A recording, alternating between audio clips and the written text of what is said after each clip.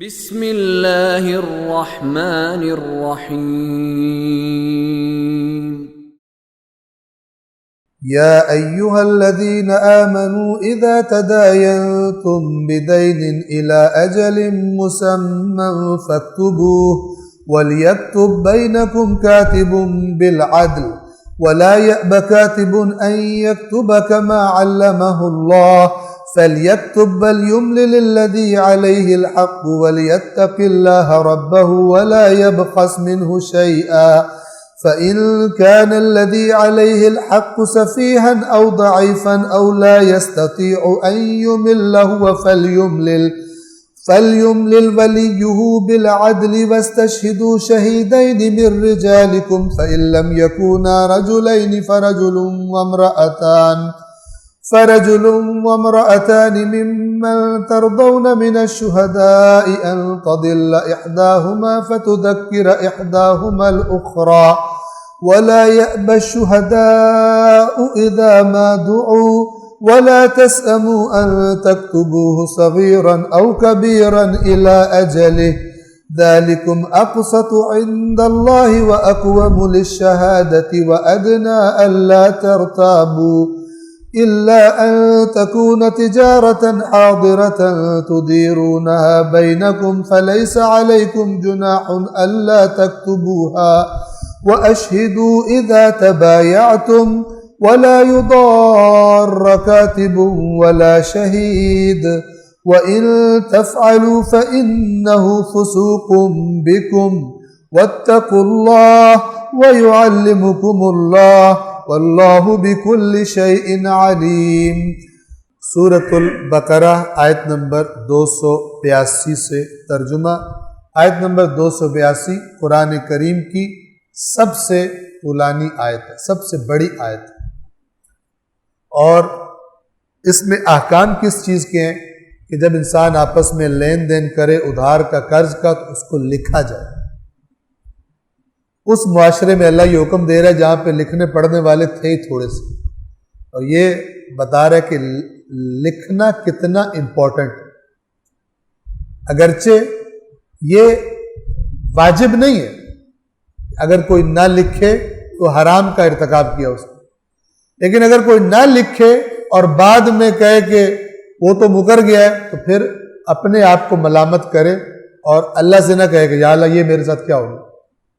تو دیکھیں پوری ڈیٹیل کے ساتھ اس میں احکامات بیان کیے گئے ہیں کہ جب قرض لیا جائے یعنی لین دین مدت کا کیا جائے اس کو پھر لکھ لیا جائے، اور اس کی اہمیت دیکھیں اللہ تبارک و تعالیٰ نے بہت ساری باتیں اس کی پہلو اس آیت میں بیان فرمائی۔ اے ایمان والو، یا ایھا الذین آمنوا اذا تداینتم بدین الی اجل مسمى فاکتبوہ، اے ایمان والو جب کسی معینہ مدت کے لیے قرض کا معاملہ کرو تو اسے لکھ لیا کرو۔ وَلْيَكْتُبْ بَيْنَكُمْ كَاتِبٌ بِالْعَدْلِ، اور لکھنے والے کو چاہیے کہ تمہارے درمیان انصاف کے ساتھ لکھے۔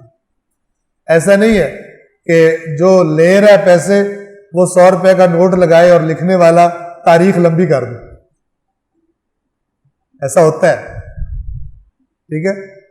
ظاہر ہے وہ جلدی جلدی میں لکھا جا رہا ہے، سارا تو نہیں پڑھے گا، اور وہ جو یہ اس کام کے ماہر ہوتے ہیں 2 نمبریاں کرنے کے، وہ بڑے ٹیکنیکل بھی ہوتے ہیں، وہ لکھتے لکھتے تھوڑی سی قلم کی جنبش سے ایسا کام کر جاتے ہیں اپنا 100 روپیہ اس کا حلال کرنے کے لیے جو حرام ہے اس کو حلال کرنے کے لیے تھوڑی سی قلم کو اوپر نیچے جنبش دیتے ہیں اور معاہدہ کسی اور طرح لکھا جاتا ہے۔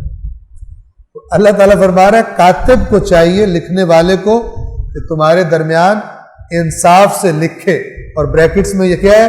پیسے نہ کھائے غلط لکھنے کے لیے، یہ بریکٹس ایڈیشن ہے۔ وَلَا يَأْبَ كَاتِبٌ أَن يَكْتُبَ كَمَا عَلَّمَهُ اللَّهُ، اور جسے اللہ نے لکھنا سکھایا ہے اسے لکھنے سے انکار نہیں کرنا چاہیے۔ یہ خاص طور پہ اس معاشرے میں جب لکھنے والے کم تھے، ٹھیک ہے؟ تو اب اگر ایک، اور اس میں کلی روح کیا ہے اس حکم کی کہ اگر ایک چیز آپ کے پاس ہے اور دوسرے کے پاس وہ نہیں ہے تو آپ سے کہتا ہے تھوڑی دیر کے لیے تو اس کے ساتھ کوآپریٹ کرو، یہ نہیں ہے کہ اس کے ساتھ کوآپریٹ نہ کیا جائے۔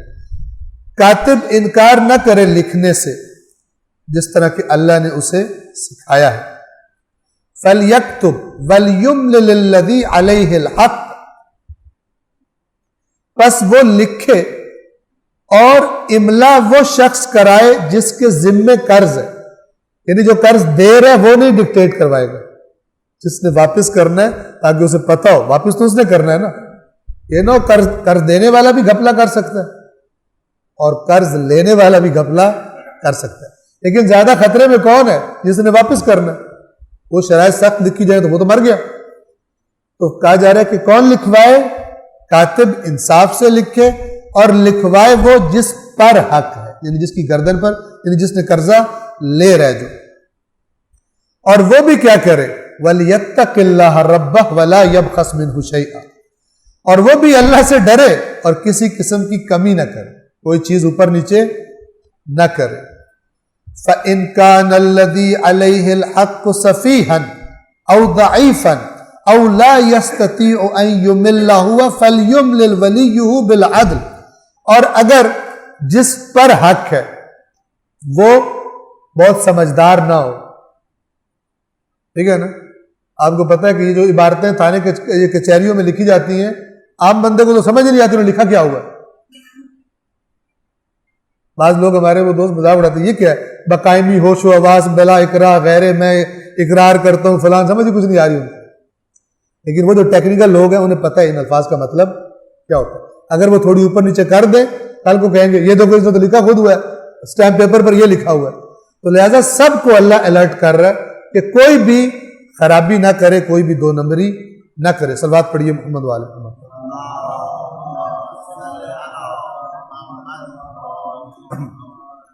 اس کی باقی میں عربی نہیں پڑھتا ہوں تاکہ ترجمہ مکمل کر لوں.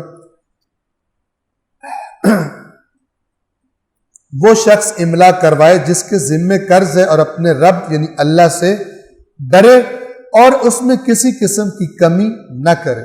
لیکن اگر قرض دار جو قرض لے رہا ہے اگر کم عقل ہو یا کمزور ہو، ٹھیک ہے، قرض دینے والا اس کو آنکھیں نکالے بیچارہ کہ ٹھیک ہے جی جو مرضی آپ کی لکھ لیں، وہ لکھوانے لگے شرط، وہ اس کو آنکھیں نکالے، وہ کہے جی نہیں یہ والی شرط. ایسے بھی ہوتے ہیں ظالم لوگ، آنکھوں کے اشاروں سے بھی ظلم کر لیتے ہیں. تو اگر کمزور ہو یا ضعیف ہو یا لا یستطیع، استطاعت نہ اس میں کسی بھی وجہ سے، وہ ٹھیک نہیں لکھوا سکتا، پوری جو سٹینڈرڈز ہیں جو ہونے چاہیے اس میں ایگریمنٹ میں وہ پورے نہیں، تقاضے پورے نہیں کر سکتا، تو پھر کیا ہے؟ فَلْيُمْلِلْ وَلِيُّهُ بِالْعَدْلِ، تو پھر اس کا جو سرپرست ہے، ولی ہے، وہ عدل کے ساتھ کرے. یہ نہیں ہے مثلا یتیم کے بارے میں، یتیم کی پراپرٹی کے بارے میں کوئی ایگریمنٹ ہو رہا ہے اور جو اس کا سرپرست بنا ہوا ہے وہ دوسرے کو آنکھ مارے کہ تھوڑی کمیشن مجھے دے دے، میں سرپرست ہوں یتیم کا تو تو مجھے تھوڑے پیسے کھلا دے، جو دل ہے ایگریمنٹ کر لے. ٹھیک ہے نا؟ کک بیکس، کہ یہ جیسے بڑے بڑے سیاستدان بھی کرتے ہیں کہ جناب فلانی چیز خریدی جا رہی ہے، اس کمپنی سے کہتے ہیں کہ یہ چیزیں پاکستان کو تو فائدہ دیں گی، ہمیں بھی تو کچھ فائدہ ہونا چاہیے، تو اتنی محنت کر کے آئے ہیں اس مقام پر، تو وہ پھر ان کو کمیشنز دیتے ہیں اور اس کمیشنز کی وجہ سے پھر وہ ان کی فیور میں کافی سارے کام کر دیتے ہیں. قیمتیں زیادہ کر دی، مثلا گیس کی قیمت اتنی ہے لگا زیادہ دو، ہمیں کمیشن دے دو، اس کمپنی کو ٹھیکہ دینا ہے، اس جگہ بھائی ہمیں کون کیا دیتے ہو، بات کرو، ٹھیکہ لینا ہے. تو یہ سارا کا سارا ان باتوں میں کورڈ ہے. یعنی اب یہاں پہ آپ یہ لے لیں کہ اصل میں تو مال عوام کا ہے، اصل میں تو بیت المال کس کا ہے؟ ملک کی عوام کا ہے.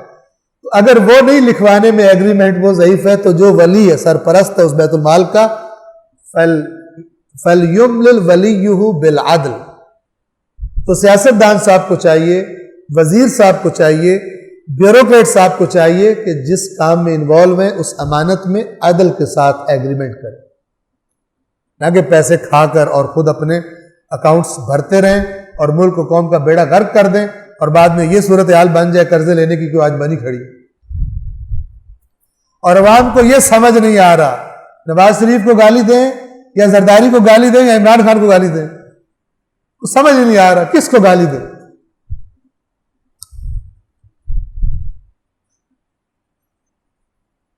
اگر ایک صلوات پڑھیے محمد والے محمد پر.